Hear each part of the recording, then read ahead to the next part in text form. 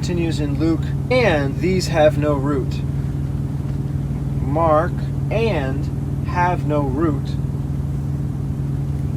Matthew, yet has he not root.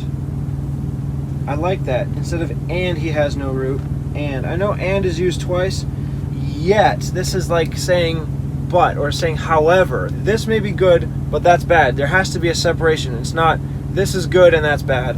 The whole point of this is that there's a problem, so the yet fits so much better.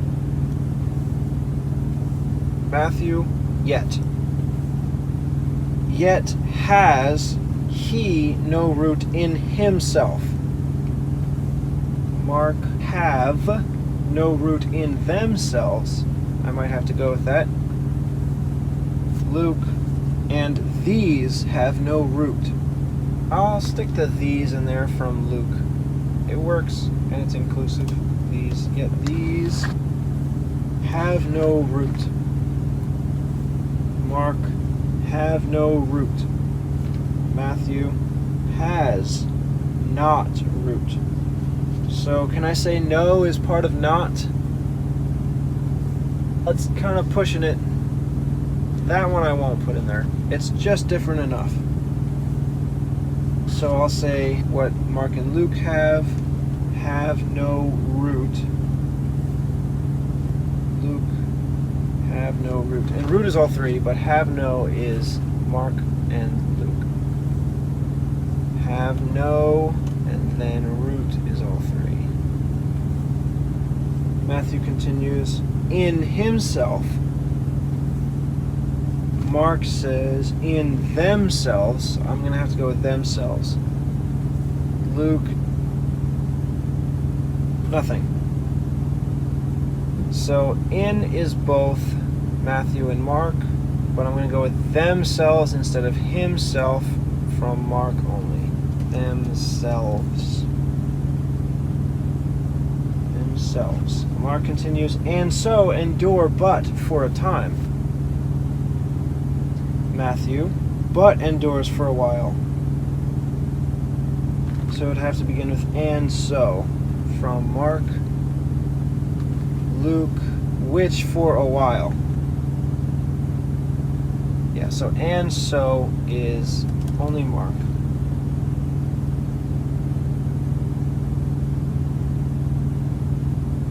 Endure for a time. Luke, which for a while believe. Endure for a time. For a while believe, or endure for a time? Could I say endure for a time and believe? Could I put both? Endure for a time. What does Matthew say? But endures for a while. Yet these have no root in themselves. Now, I already used yet from Matthew, so I wouldn't have to also say but endures for a while. Yet these have no root in themselves. And so, yeah, and so is a better transition than saying but endure. Because there's no contrast between having no root and enduring for only a little while. They're cause and effect. They're along the same negative connotation. And so endures for a while. Endures is because he is singular. Endure is Mark. Luke, for a while believe. What comes after that? Endure for a time afterward, when afflicted or persecuted arises for the word's sake immediately thereof. I really want to put both, endure and believe.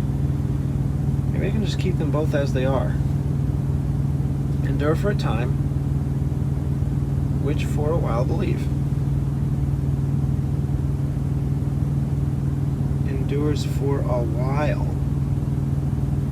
Mark, endure for a time, which for a while believe. No, I don't know if that would work. And so, endure for a time. which for a while believe. If I could have another and, I would have and so believe for a time and endure and then fail afterwards when there's persecution. And so the only and is right there before endure, and so endure, but it's a really good transition. Have no root in themselves, and so they endure for a time. Well, I didn't use the and before and have no root. I used yet from Matthew. Yet these have no root in themselves. There's another and after for a while believe, and in time of temptation fall away. And so endure for a time. And then it just goes right into afterward when afflicted. Matthew has for when tribulation or persecution arises because of the word, by and by he is offended.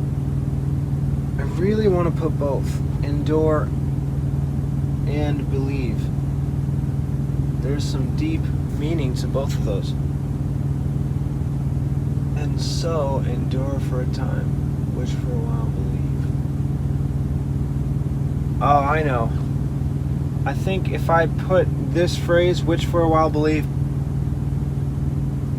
before and so, it would fit. Yet these have no root in themselves, which for a while believe. And so endure for a time. Yeah, that would work. In themselves, and then before and so, I could put the which for a while believe. Yeah, that works.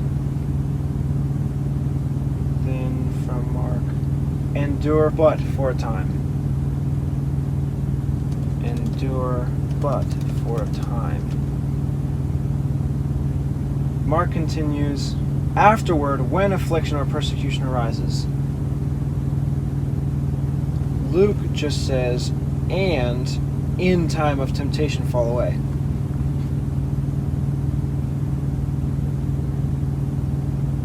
This is really kind of weird. When they have heard the word, immediately receive it with joy. Yet these have no root in themselves, which for a while believe, and so endure for but a time.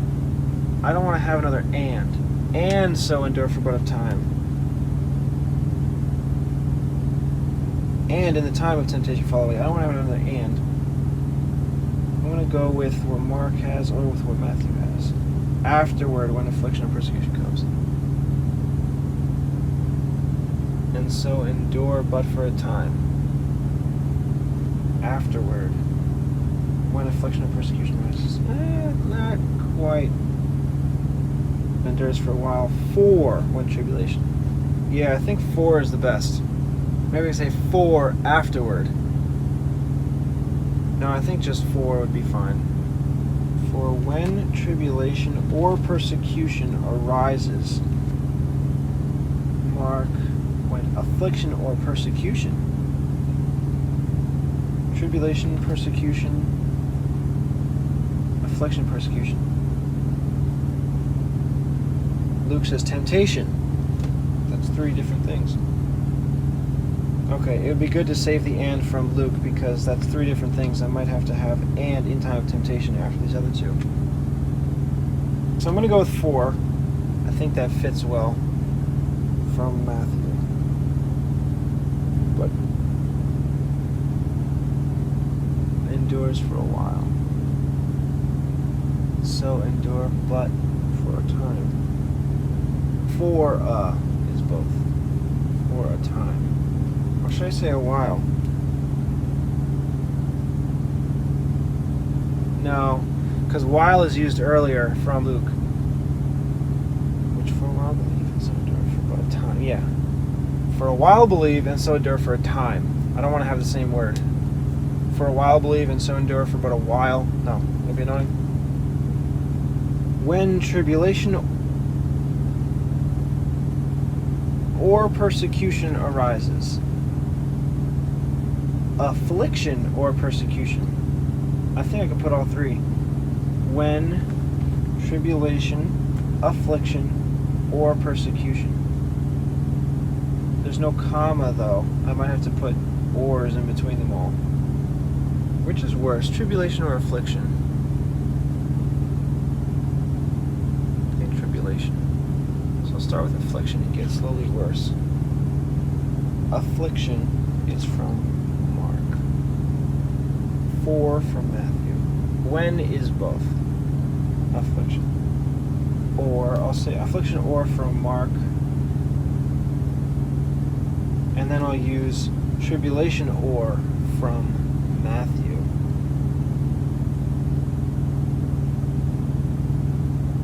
And then from both persecution.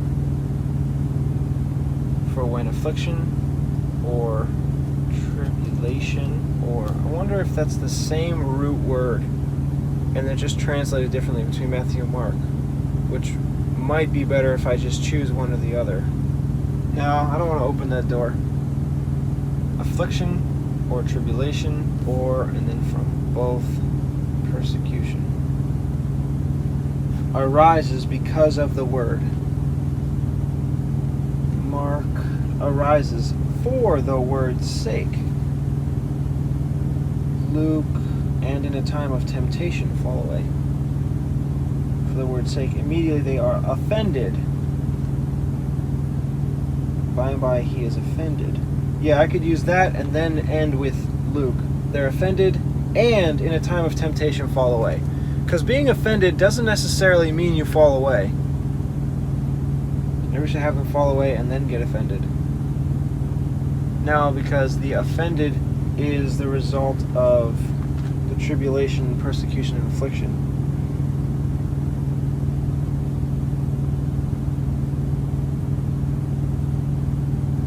Yeah. So I need to say arises because of the word, or from Mark arises for the word's sake. They mean the same thing, arises for the word's sake, which is arises because of the word. Could I have both? Arises because of the word's sake? No, that'd be annoying. For something's sake is fine. Because of something is also fine. I need to pick between them. I'm going to go with for the word's sake. Arises is both. For, Mark only. The word is both. Apostrophe S is Mark only. Sake. Immediately they are offended, or by and by he is offended. I see by and by as like sometime, eventually, not immediately. I could be wrong about that, by and by. I think it'd be more poetic to have immediately, because that word was used earlier in explaining how quickly they received it with joy. So then I think it should be used again to explain how quickly they fell away because they had no root. So I'll stick with immediately. By and by he is offended, or immediately they are offended. So only offended is the same, all the rest is Mark only. Immediately they are both offended.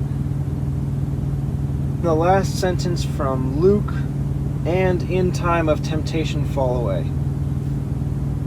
Yeah, I think that all works.